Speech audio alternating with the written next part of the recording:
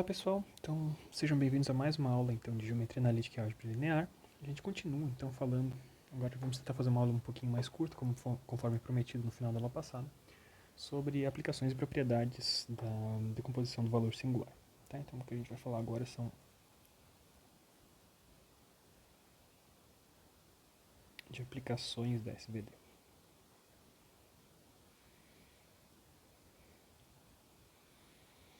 Como a gente tinha visto, né, a SVD é uma extensão, uma mistura de vários conhecimentos que a gente tinha feito, que a gente vinha abordando em capítulos anteriores, e é uma aplicação muito poderosa, como a gente viu no começo das aulas sobre SVD. Tem muita aplicação nos tempos atuais, onde a gente tem que lidar com dados muito grandes, quando a gente tem muitas coisas que transmitem muitos dados, então compressão de imagens, pesquisas na internet, diversas coisas que representem uma manipulação de grandes números de dados, né? Sempre que a gente tiver que trabalhar com esses dados, transmitir esses dados, a SVD vai trazer então possibilidades da gente simplificar essa transmissão de dados. No lugar de a gente transmitir m vezes n, né, para uma matriz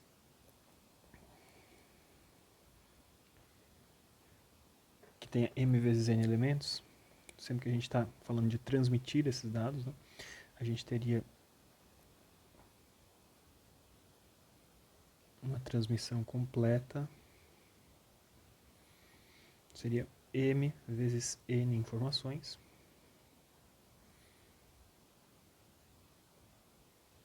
Só que muitas vezes isso tem um custo elevado, né, e a gente utilizando a SVD, a gente consegue escolher aproximações para esses dados, aproximações de baixa ordem, né? Então, no lugar de a gente transmitir a matriz M por N como um todo, a gente vai escolher um certo número de matrizes de posto 1, e com esse número de matrizes de posto 1 que a gente escolher, a gente vai ter com certeza uma perda de informação, mas talvez ela seja irrelevante perto da aplicação geral dele. Então a gente vai transmitir transmissão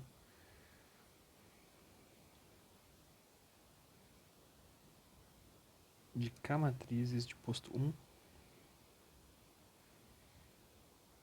e cada uma delas a gente precisa transmitir apenas M mais N informações para cada uma. Na medida que as matrizes crescem, né, essa diferença entre M vezes N e K vezes M mais N, isso fica representativo, né, gente? Desde que a gente consiga escolher um número K suficientemente pequeno para que a gente consiga obter pelo menos o principal das informações que estão sendo transmitidas, a gente consegue fazer isso. E a gente viu então que a SVT realiza essa escolha dessas matrizes a partir de um problema de autovalores e autovetores sobre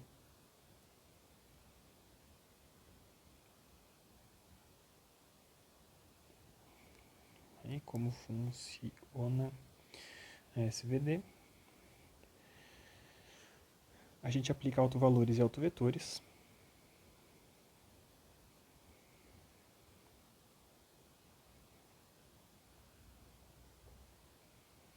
de matrizes simétricas.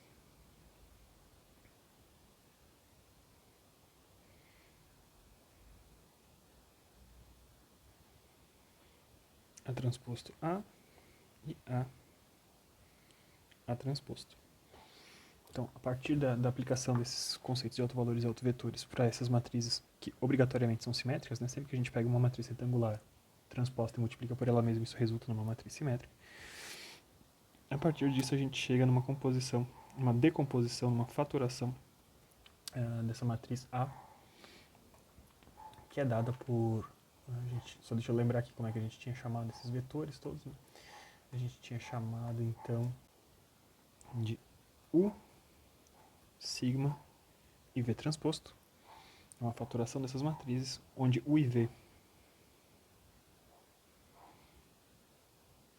são matrizes ortogonais, ou seja, temos todas as colunas são ortogonais umas com relação às outras e elas estão normalizadas. Tá? Então, a norma de cada uma dessas colunas, né, encarando cada uma dessas colunas como vetor. A norma de cada um desses ali tem tamanho 1. E como elas são matrizes ortogonais, a gente sabe que U na menos 1 vai ser igual ao transposto. Isso ajuda bastante, então a gente não precisa achar a inversa. Na hora que eu acho essa matriz U ou a matriz V, faço a transposta, ela imediatamente é a matriz inversa dessa matriz. E a matriz sigma é diagonal. A gente só tem termos nas diagonais. E nas diagonais a gente tem algo que se relaciona, né? Os sigmas, eles se relacionam com os autovalores dessas matrizes, da matriz de A, por exemplo, tá? Então, diagonal com sigma i, e cada sigma i é uma raiz de um lambda i. Tá bom?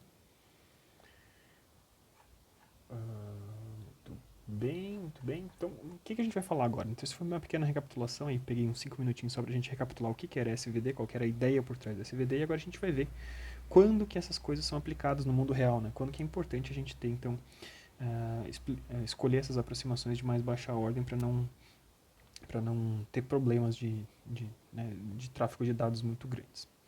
Então, a primeira aplicação nesse cara está associado a problemas de estatística, por exemplo.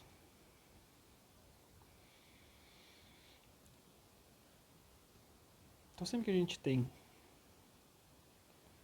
um fenômeno físico, por exemplo, né, e eu já trouxe esse exemplo várias vezes, né, a gente tem um fenômeno físico e a gente está querendo tirar medições desse fenômeno físico. A gente pode armazenar, por exemplo, essas medições de um fenômeno físico em uma matriz A. Digamos que cada uma das colunas seja um par de pontos, tá? Então, eu tenho a medição, vamos chamar aqui de A11, A21. Então, essa foi uma das medições que eu realizei do meu sistema.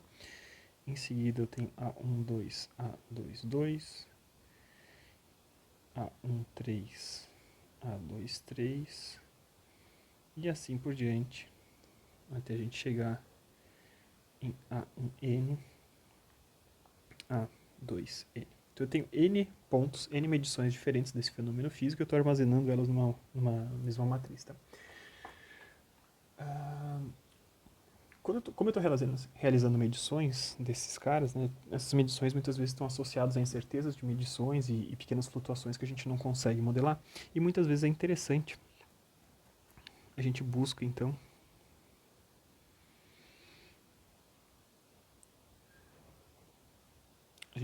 representar uma aproximação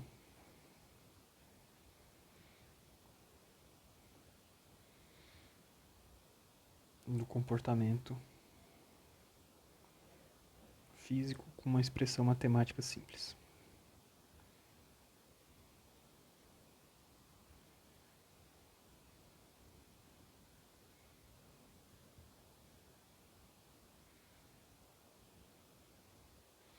Então imagine que a gente tem essas medições todas. Como eu tenho pares de pontos aí, basicamente eu posso imaginar esses caras todos desenhados num plano bidimensional. Cada uma das medições é um xizinho, a gente vai ter diversas medições, N medições,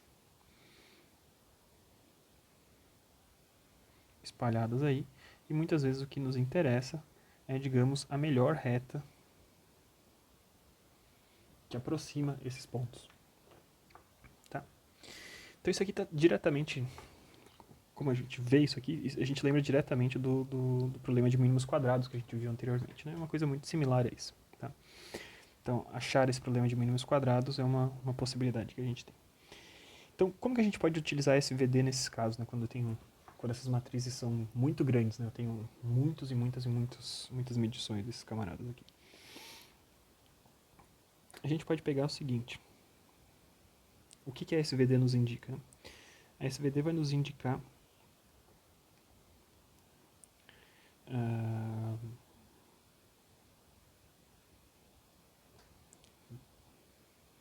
termos termos que mais influenciam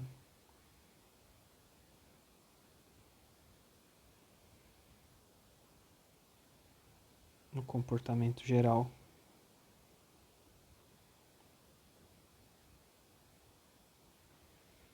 do sistema.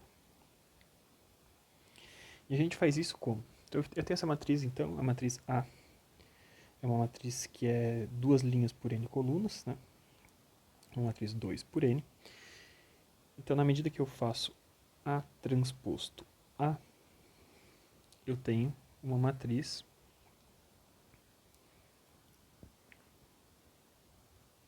n por n, uma matriz bastante grande. Eu aumentei o tamanho de uma matriz, mas, por outro lado, quando a gente trata a matriz A transposto, a gente passa a ter uma matriz 2 por 2.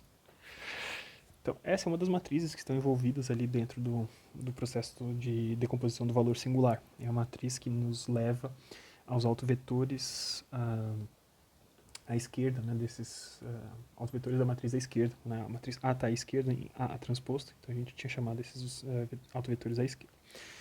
Então, a partir dessa matriz aqui, a gente consegue tirar algumas informações interessantes. Tá? Então, para um caso como esse, o que aparece nessas matrizes são, a gente vai chamar de uma matriz que está relacionada a uma propriedade estatística bastante interessante, que é a covariância. Tá? Só uma observação antes da gente fazer isso aqui que eu vou mostrar sobre covariância, né? Para esse tipo de problema, como a gente já tinha falado também no capítulo sobre mínimos quadrados, né? É interessante a gente pegar a partir das medidas brutas, a gente subtrair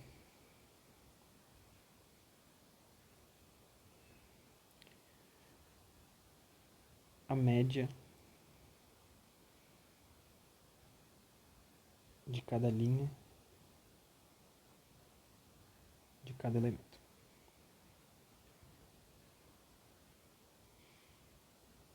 Então, se na primeira linha, por exemplo, eu tenho medições de tempo de alguma coisa, eu vou pegar a média dos tempos que foram medidos e eu vou subtrair cada um desses elementos, vou ter aquele elemento naquela posição menos a média. O que isso faz? Isso faz com que naquela linha toda, se a gente pegar a média de todos os elementos que foram modificados por essa média, né? Então, os elementos, depois de terem sido subtraídos da média original, a média desses caras que sobraram é nula, é zero. Tá? Isso ajuda a gente não vai entrar em detalhes aqui, a gente falou um pouquinho sobre isso com mais cuidado lá no capítulo sobre mínimos quadrados, agora a gente não vai voltar a falar isso, mas a gente vai fazer isso. E a partir dessa matriz reescalonada, aí, tirada da média, né, a gente trabalha então com essa matriz A transposto, e ela vai nos dar um indicativo, né, a partir dessa matriz A transposto, que é uma matriz pequenininha, 2 por 2, a gente consegue ter uma matriz de covariância, e essa matriz de covariância vai ser simplesmente a matriz A transposto, dividido por n-1. Tá? O que é a informação que a gente tira dessa matriz? O que temos nessas matrizes aqui todas? Né? Então, para cada uma dessas matrizes, a gente vai identificar. Então, S e J, por exemplo, o termo S e J dessa matriz, ele mostra a distância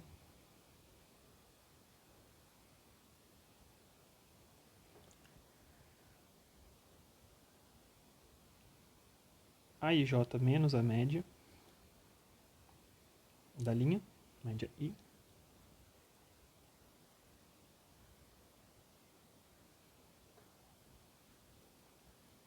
de cada um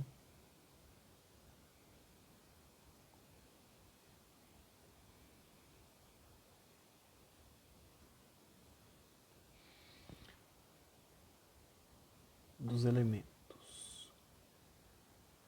Calma aí. Então, não é bem o SJ. Tá? Então, a gente faz essa subtração dessa média, desculpa, me confundi aqui, tá? A gente faz a subtração dessa média porque nessa nova matriz, para cada um dos termos que a gente tem nessa nova matriz, a gente tem a distância entre aquele termo e a média. Sobre essa matriz, então, reescalonada, agora sim a gente faz a transposta, a gente obtém essa matriz reduzida, e agora o que essa matriz nos mostra, tá? Essa matriz A transposto, se a gente pegar um termo I, J dessa matriz, ela representa a covariância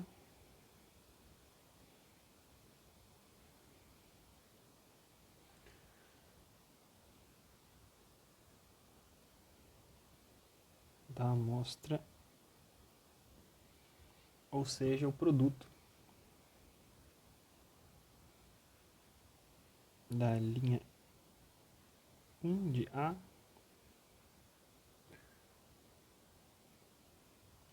pela linha 2.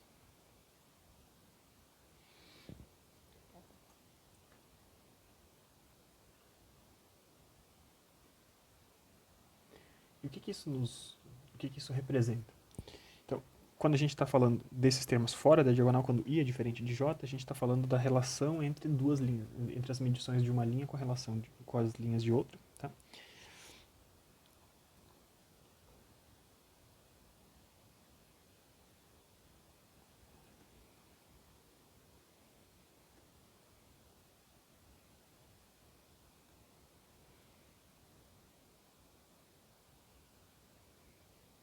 Das duas linhas. E por outro lado, A transposto os termos da diagonal, né, quando I igual a I, isso vai nos mostrar, então, a,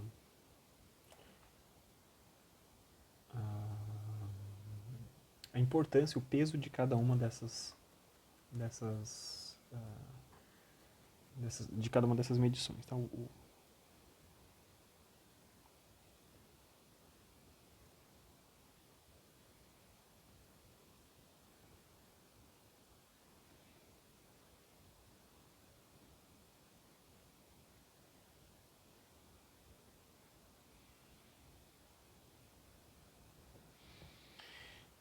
estou pegando um exemplo, né?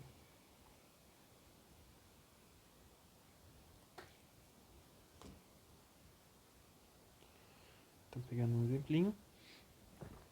Se a gente tivesse uma matriz A com os seguintes elementos. Uma matriz que já foi reescalonada, tá? Então isso aqui, no exemplo do Strang, ele nos mostra o seguinte. Imagina que a gente pegue notas de duas disciplinas. Então tem matemática na primeira linha e história na segunda linha. Faço as médias, né? As médias de todas as notas e explico o quanto cada um desses termos está acima ou abaixo da média. Então esse primeiro termo aqui, ele está 3 pontos acima da média da nota de matemática, por exemplo, enquanto esse segundo termo está 4 pontos abaixo da média de todas as notas de matemática. Aqui embaixo, a pessoa está 7 pontos acima da média de história e esse cara está acima da média e esse outro está 6 pontos abaixo da média de história. Tá? Então, dentro desse contexto, imagina que a gente preencha tudo isso. Temos 7, 8, 1, menos 1, menos 4, menos 1, menos 3 e menos 7. Ao construir A transposto, a gente chega numa matriz que tem os seguintes termos: 20, 25, 25 e 40. Tá? Então, o que a gente consegue tirar dessas informações dessa matriz? Essa matriz aqui, então, nos mostra que existe esse número fora da diagonal, nos mostra um número bastante grande, um número compatível com os pesos de cada um desses outros caras. Tá? Então, o A transposto, termo 1, 1, nos mostra 20. Isso é a covariância das notas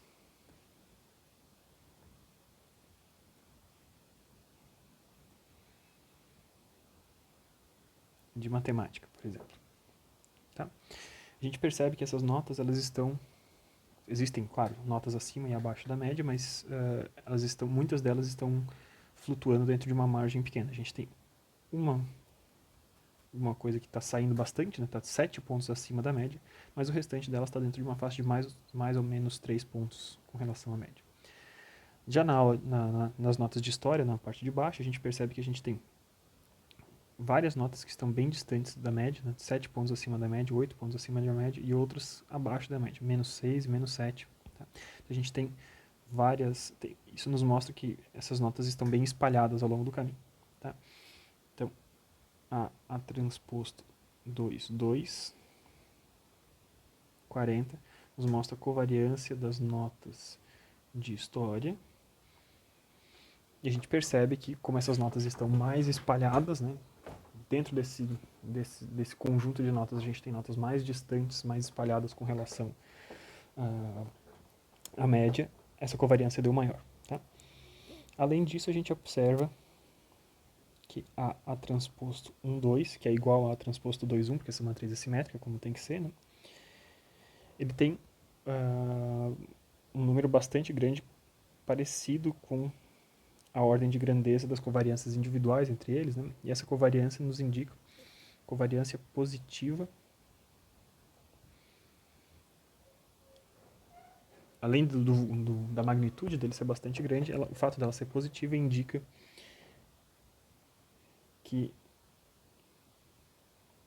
estudantes tendem a ter boas ou más notas em ambas disciplinas.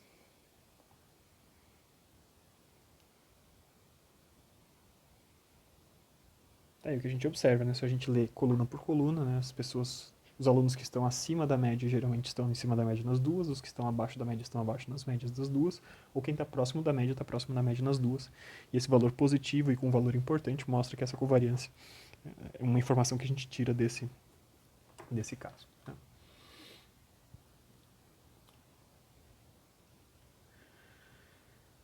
Muito bem.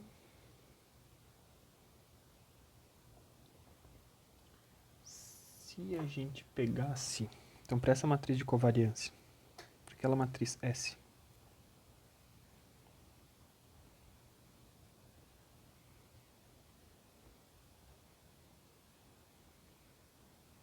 seria essa matriz A transposto, só dividir por 1 menos, dividido por N menos 1, desculpa.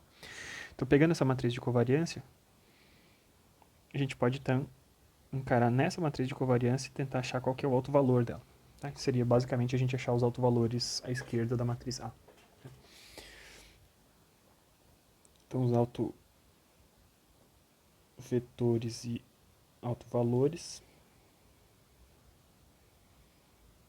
nos indicam algumas coisas. Tá? Se eu procurar o maior autovalor,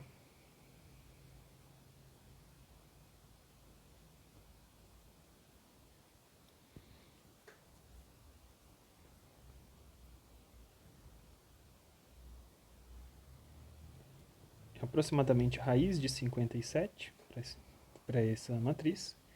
E o menor, lembrando que a gente tem uma matriz 2 por 2, então eu tenho só dois autovalores. Né? Então o menor autovalor é a ordem de raiz de 3.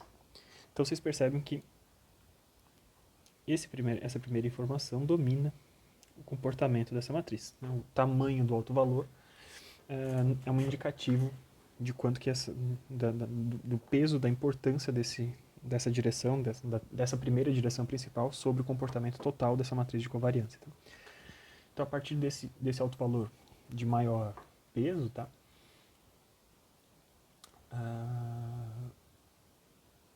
A gente consegue identificar o autovetor associado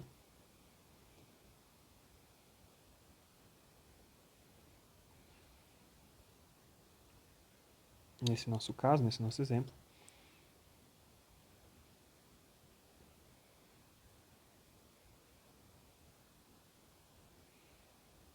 É uma boa aproximação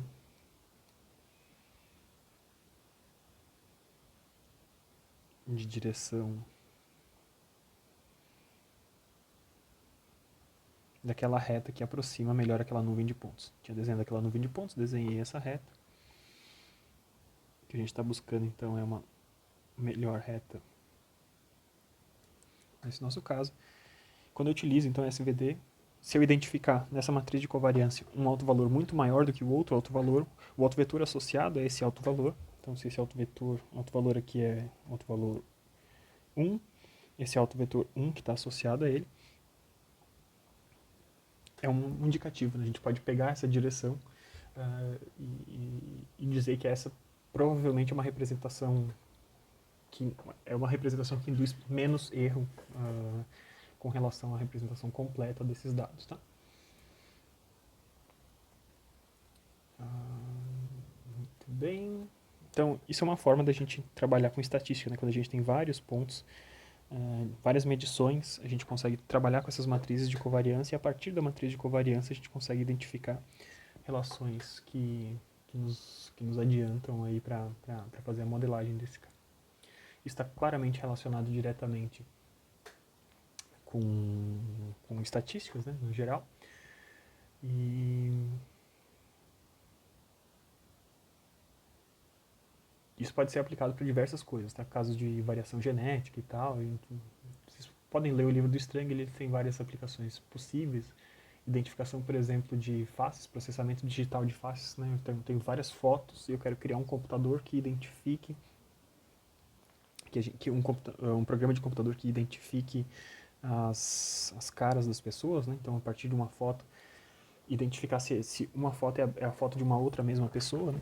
Então, a partir disso, eu consigo identificar, então, simplificações, modelos dos rostos das pessoas a partir de um banco de dados de imagem. E esse tipo de coisa é realizado, por exemplo, quando você tem serviços de armazenamento de fotos, por exemplo, para os quais uma vez você entra nesse sistema de foto e identifica a cara dessa pessoa, essa pessoa é a pessoa X, e a partir de então a gente consegue fazer processamento digital automático dessas fotos, e ele identifica, mesmo sem você ter indicado que essa pessoa está numa outra foto, ele consegue identificar que é essa mesma pessoa através desse tipo de processamento de imagens. Tá? Então isso é um processamento interessante disso, uma forma interessante da gente fazer isso. Isso pode ser usado, por exemplo, para identificar pessoas dentro de uma multidão e tal. Tá? Basicamente, essas aplicações, né, a gente está falando aqui de aplicações, eu mostrei as bases de como que isso funcionaria para um problema mais relacionado à estatística. Mas, no geral, né, para todos os tipos de coisa, o que a gente busca é um conceito que é chamado de redução de ordem de modelo.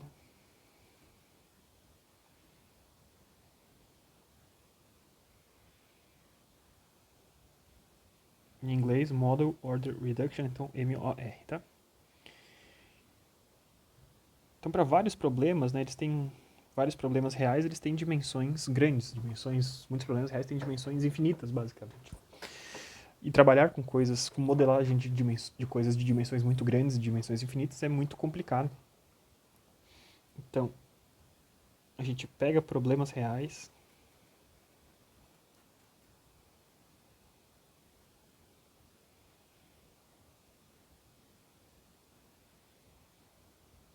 com elevada complexidade, e usa as ferramentas de SVD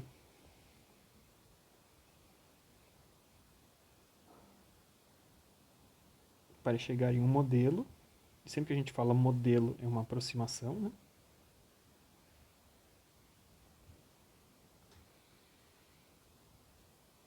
Que tem uma dimensão administrável.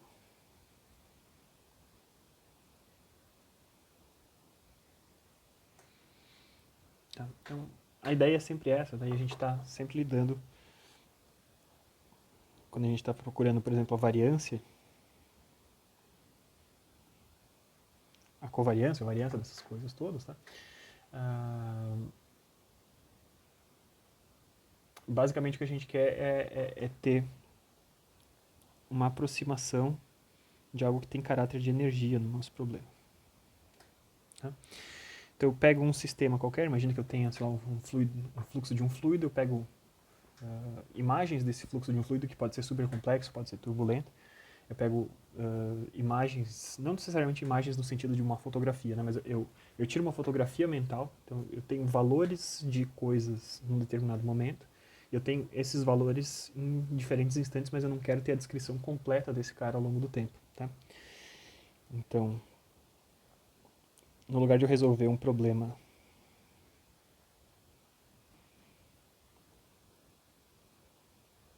dinâmico, que tem variação contínua, né? A medição de alguma coisa varia continuamente com o tempo. a gente substitui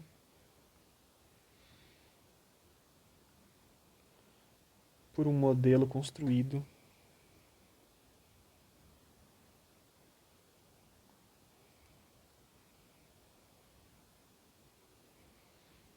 sobre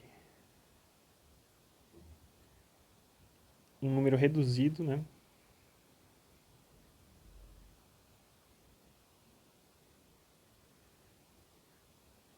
de imagens instantâneas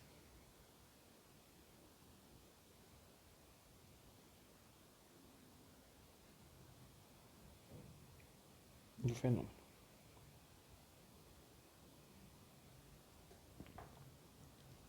Tá, então, pegamos essas imagens todas, a partir disso a gente constrói uma matriz, e a partir a gente vai procurar a versão de A transposto A que tem a menor dimensão, e a partir dessa matriz a gente vai aplicar então as ferramentas da SVD, né?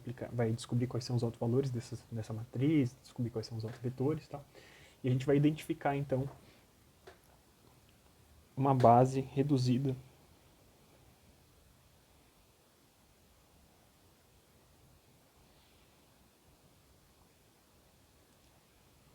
representando o fenômeno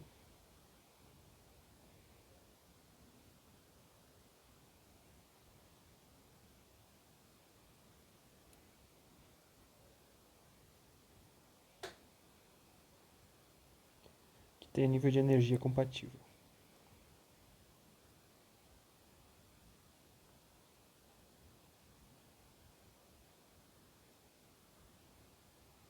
Tá? E essa é a base, né, essa teoria toda é base de uma forma de representação de dados que é chamada de decomposição ortogonal, a própria decomposição ortogonal. Então, própria não, né? A correta composição ortogonal, desculpa. Então, proper orthogonal decomposition. POD.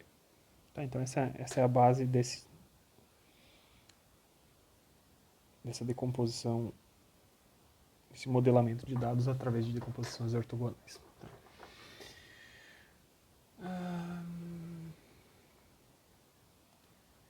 As pesquisas na internet também trabalham com ferramentas de SVD, tá? Então, como é que a gente sabe, né? O que acontece quando a gente faz buscas na internet? Então, procura no Google, por exemplo, né?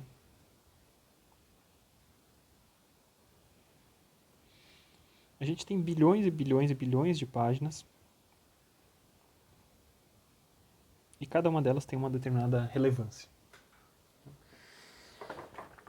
Quando a gente busca um determinado termo na internet,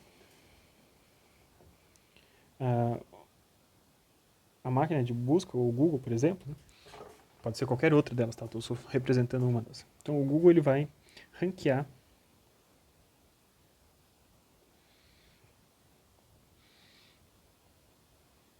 as páginas por importância.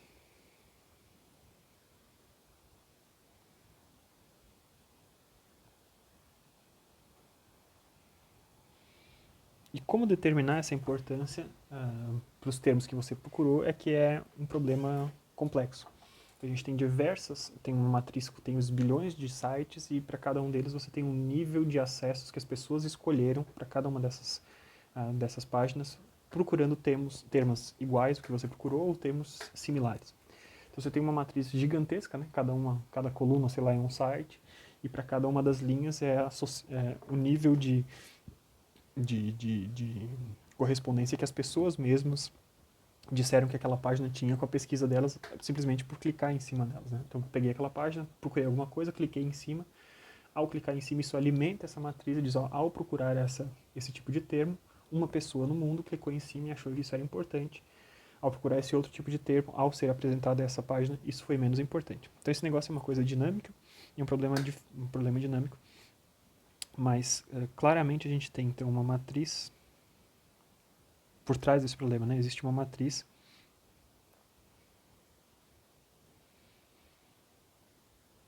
relacionando sites com termos de pesquisa.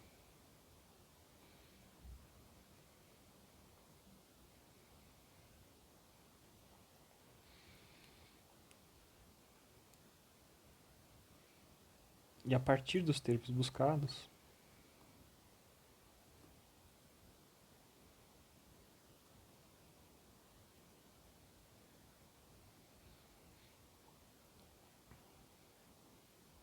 a ferramenta de busca que você está utilizando identifica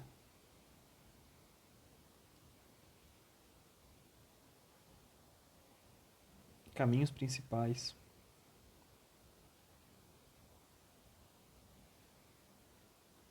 com mais chance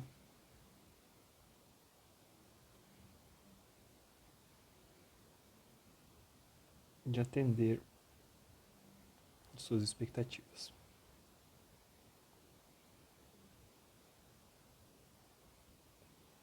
Então, mais uma vez, claro que eles não vão trabalhar com essa matriz que tem bilhões e bilhões de coisas, eles vão trabalhar com ordens reduzidas, né? Então, procurar ordens reduzidas está associado a essa busca de coisas que caracterizam a importância de cada uma dessas páginas, né? O tipo de autoridade de cada uma dessas páginas relacionada a cada um dos temas. Então, eu não vou entrar aqui em detalhes nesse negócio, tá? Mas isso está aqui associado diretamente também à aplicação de SVD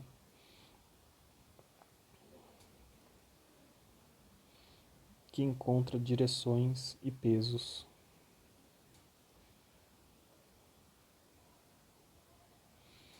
para cada uma dessas páginas, né?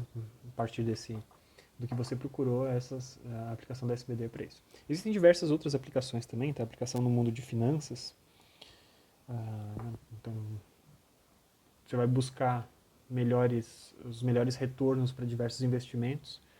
Então, você tem vários dados a respeito de diversos investimentos diferentes e você pode aplicar essas ferramentas de SVD para identificar qual que é a composição ideal do seu pacote de investimentos para ter os retornos maiores em longo prazo, por exemplo. Tá? Então, são outras aplicações disso aqui tudo. Então, a SVD, como eu estou mostrando para vocês, né, a gente não está entrando em detalhes, claro que cada um desses temas aqui são temas super complexos, tá?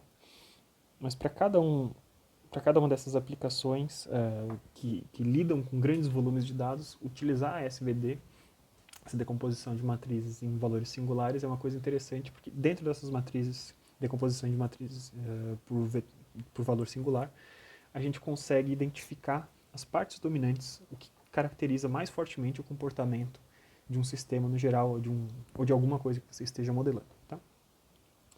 Então, seja qual for a aplicação que a gente tem, né, só encerrando aqui a nossa discussão a respeito da SVD, é interessante a gente olhar para o que está acontecendo em termos geométricos quando a gente está aplicando a SVD. E com isso a gente vai encerrar a nossa discussão sobre a decomposição do valor singular. Então, vamos lembrar o que é o resultado da SVD. Ao aplicar SVD, a gente chega numa decomposição numa matriz, uma fatoração de uma matriz que tem essas características aqui.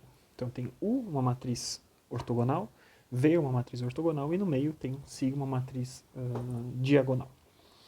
Então sempre que a gente tem matrizes ortogonais, a gente lembra, né, do capítulo de ortogonalidade, matrizes ortogonais representam rotações.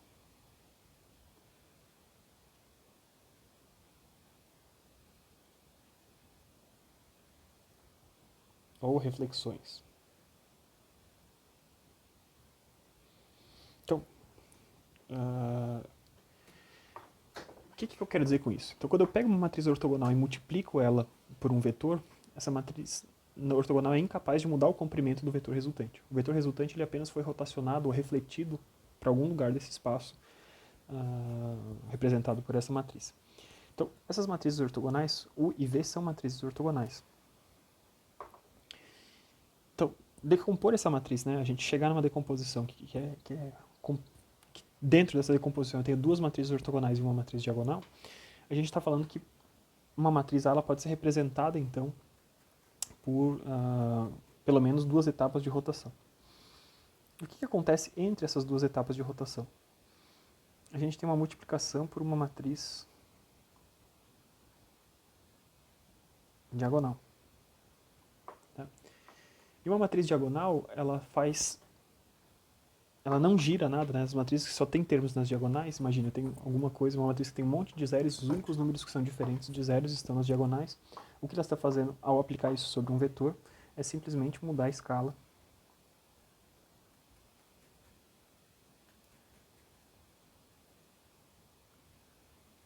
das diferentes componentes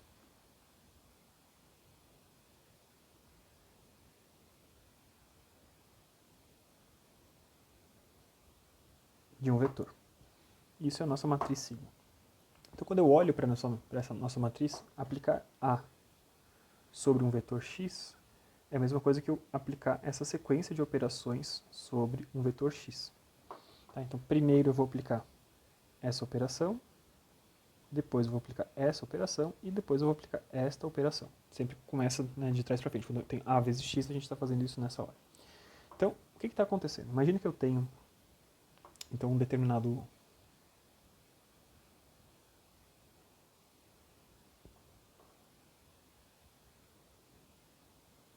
um círculo, por exemplo, tá? E dentro desse círculo eu tenho dois vetores diferentes, V1 e V2. Tá? Na hora que eu apliquei primeiro essa matriz V transposto, o que acontece com esses vetores é que esses vetores eles são rotacionados. E o que aconteceu então com essa matriz? Lembre-se que a matriz V transposto é a matriz de autovetores da matriz A transposto A. Né? Então, quando eu fiz isso, essas direções aqui, que eram as direções principais dessa matriz, a gente está rotacionando e colocando elas aqui. Então eu peguei aquele V1 e V2, que eram ortogonais uns aos outros, tá? Eles rotacionaram para coincidir com esses termos. Uma vez que ele está rotacionado, a gente pega cada um desses termos, ele é multiplicado, a escala deles é alterada, porque eu estou incluindo agora a matriz sigma. Então a matriz sigma vai pegar o quê? Sem rotacionar esses eixos permanecem como estavam, a gente está mudando o formato. O que antes era um círculo, passa agora a ser uma elipse.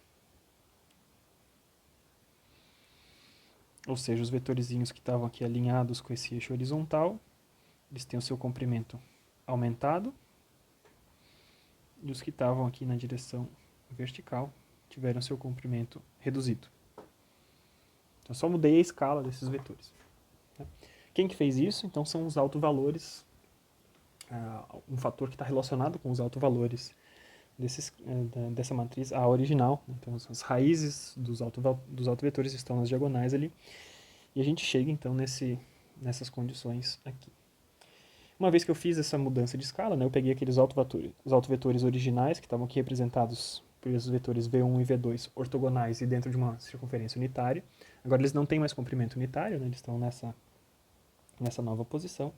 E por fim, então, dentro da minha decomposição, eu multiplico pela matriz U, que novamente é uma matriz de rotação, associado, mais uma vez, a uma rotação para uma outra posição qualquer. Tá?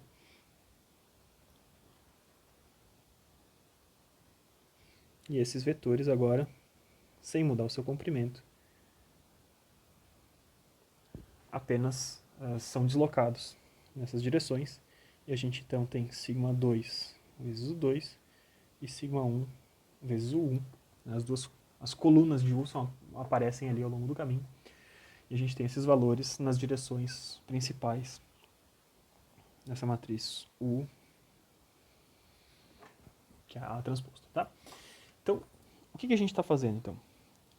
A, representado por U sigma V transposto, é uma sequência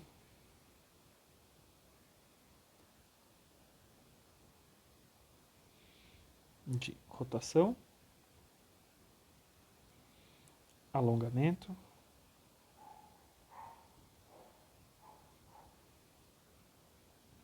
e outra rotação.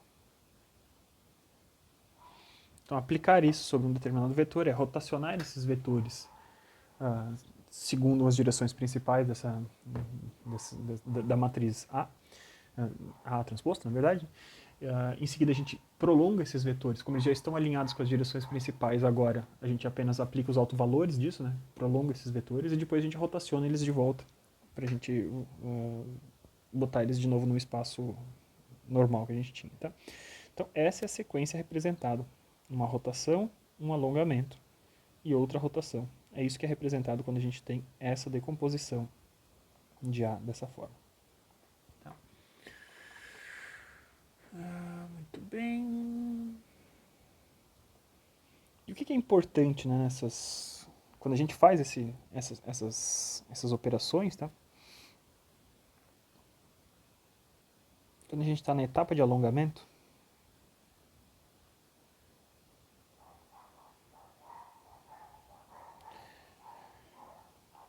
é interessante a gente ter, né, como eu já falei várias vezes ao longo desses nossos capítulos sobre decomposição do valor singular, é interessante que a gente tenha ordenado esses sigmas, né, os termos das diagonais dessa matriz sigma, que inclui termos relacionados aos autovalores dessa matriz.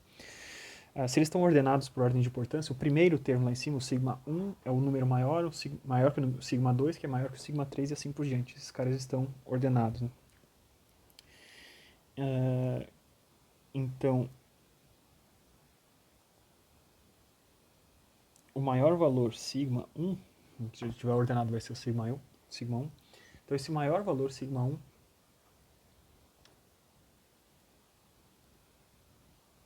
é o maior crescimento possível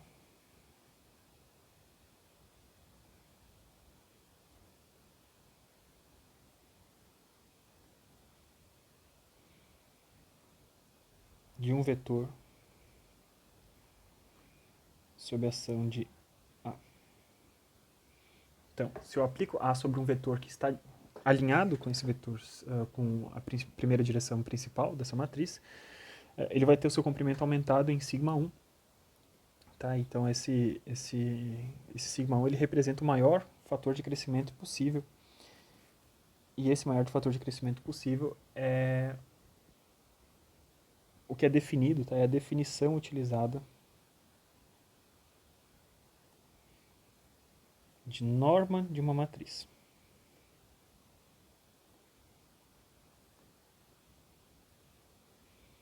Lembre-se que a norma de um vetor era o seu comprimento, né? A gente tinha visto que a gente determinava a norma de um vetor pelo produto interno dele por ele mesmo. Então, a norma ao quadrado de um vetor era isso. E a norma de uma matriz, então, é a maior influência que ela pode ter. Então, a gente vai denotar assim, a maior influência que ela pode ter sobre um vetor. Então, a norma de uma matriz vai ser o quê? Vai ser o valor máximo para um vetor diferente de zero, né? De AX dividido por X. Isso aqui vai ser exatamente sigma 1. E essa é a definição. Então, a SVD nos permite achar, né, o maior valor singular da matriz é a norma dessa matriz. E essa norma tem propriedades similares às normas de outras coisas que a gente tem. Tá? Se a gente ordena essas coisas, ordena todos esses nossos valores singulares, sigma 1, sigma 2, naquela ordem que eu tinha falado, né? A SVD nos leva a encontrar, seja qual for o número de termos que eu escolher, tá? Ela nos ajuda a encontrar a melhor aproximação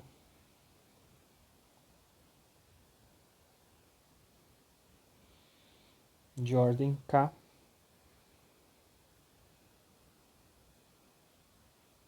se escolhermos os K maiores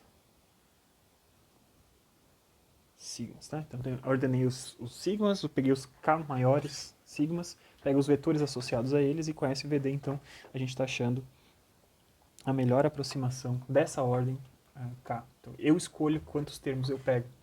Por isso que utilizar a SVD é, de certa maneira, você escolhe o quanto de informação você perde. Ao escolher a ordem que você está utilizando, você está dizendo quanta informação você tolera perder nesse processo que a gente tem, tá? Muito bem.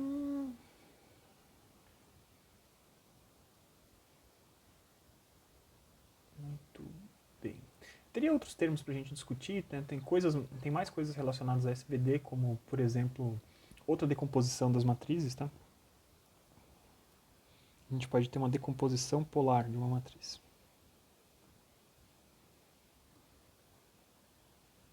Qualquer matriz é possível a gente mostrar que ela pode ser decomposta por um vetor, por uma matriz de rotação e uma matriz simétrica.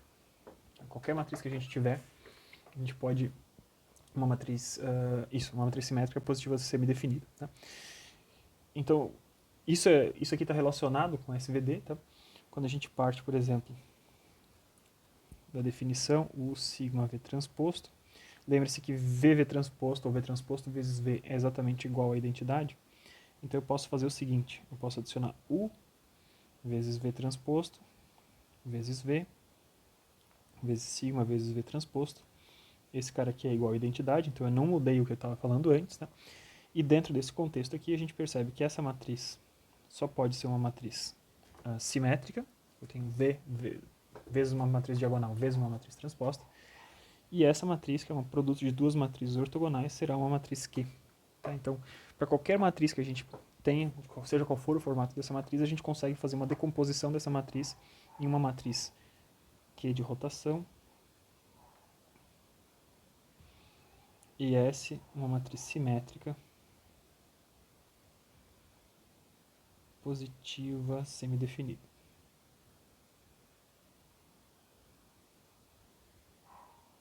A positiva semidefinida quer dizer o quê? Lembrem-se, né? A gente já tinha falado isso no capítulo, naquela pequena aula que a gente fez sobre matrizes simétricas.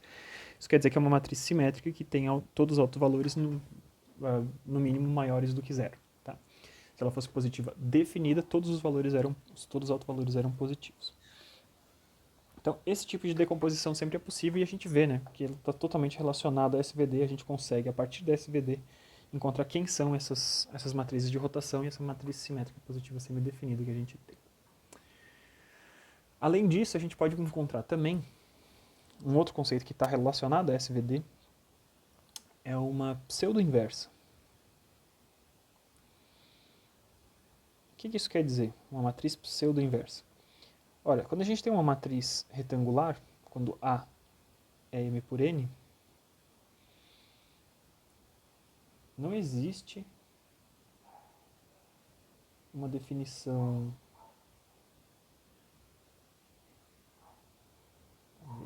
precisa ou rigorosa do que seria A na menos 1, porque a gente não vai conseguir pegar A vezes A na menos 1 e dar identidade, ou e pegar esse A na menos 1 e botar na outra posição e ainda assim dar identidade. Tá?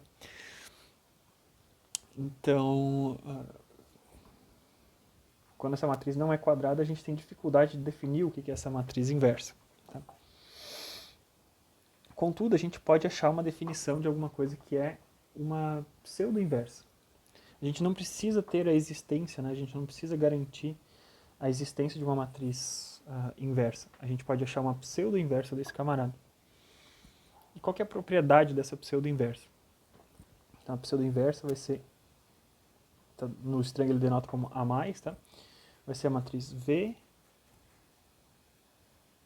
vezes sigma mais vezes o transposto, certo?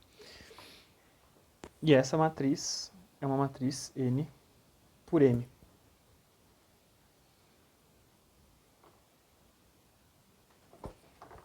Então, essa matriz A mais, eu sempre vou conseguir calcular essa matriz A mais, mesmo que não exista essa A na menos 1. Isso é bastante útil, porque a gente pode utilizar essa matriz para diversas coisas diferentes. Tá? Diversas tarefas que a gente utilizaria com matriz inversa real. Quando essa matriz inversa real não existe, a gente consegue ter, através dessa matriz pseudo-inversa, fazer algumas das coisas que a gente conseguia anteriormente. Tá? Então basta vocês pensarem o que acontece quando eu tenho A vezes o A+, né? Então A é U sigma V transposto e A mais é V sigma mais o transposto. E como esses caras são ortogonais, né, a gente logo percebe que isso é uma forma da gente aproximar, a gente chega o mais próximo possível que a gente conseguiria da identidade fazendo esse produto que a gente está fazendo aqui. Tá? Muito bem. Então, isso aqui também está relacionado, né? Achar uma pseudo-inversa, achar a coisa mais próxima que existe a uma forma do A na menos 1. Isso é feito, SVD ajuda a encontrar a matriz mais próxima da inversa possível.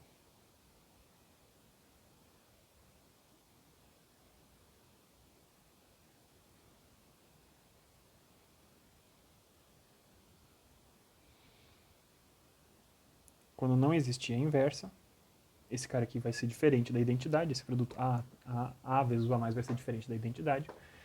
Mas quando ela existir, se A na menos 1 existe, então A mais vai ser igual a A na menos 1. Tá? Então tudo isso está relacionado aos temas que a gente tinha dessa forma. Tá? O que são esses caras? A vezes A mais faz o quê? A gente está projetando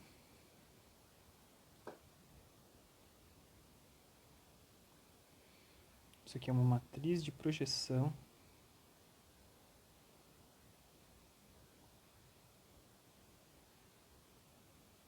sobre o espaço coluna de A.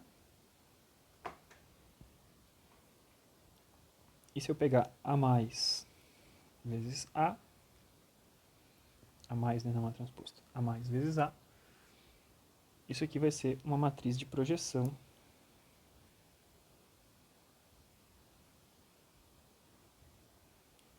sobre o espaço linha de A,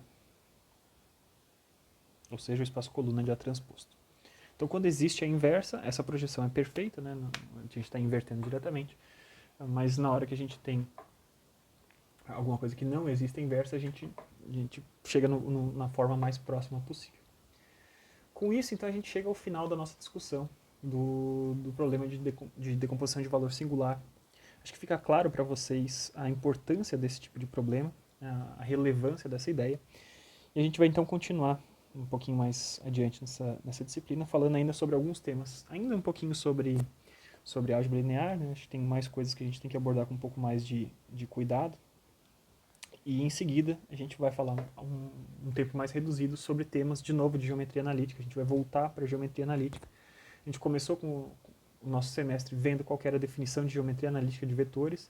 Depois a gente expandiu essa definição para uma definição mais de álgebra linear, simplesmente um empilhamento de números. E a partir disso a gente foi construindo toda essa construção mental, né, de matrizes, de propriedades de matrizes, o que essas matrizes fazem, quais são os espaços vetoriais associados a essas matrizes. E daí, na hora que a gente encerrar os temas que a gente vai ver, que nem de longe esgotam o tema da álgebra linear, mas dão um panorama geral, então depois a gente vai voltar de novo para aquelas teorias e para aquelas formulações mais de geometria analítica para falar de como que são equações de retas, equações de planos, equações de cônicas, distâncias de retas e planos para coisas que são em 2 ou 3 dimensões. Tá? Então, gente, espero que vocês tenham gostado da aula. Eu tentei fazer uma aula mais curta, mas, claro, né, a gente não consegue entrar em nada com muita profundidade, e mesmo assim a gente já chegou em 1 hora. Espero que vocês assistam, continuem acompanhando aqui a disciplina. Em breve, então, a gente volta falando um pouquinho mais de temas de álgebra linear. A gente vai falar um pouquinho mais sobre transformações lineares, um tema que a gente tinha abordado antes. A gente vai entrar agora com um pouquinho mais de profundidade nele. Muito obrigado, gente. Até logo. Tchau, tchau.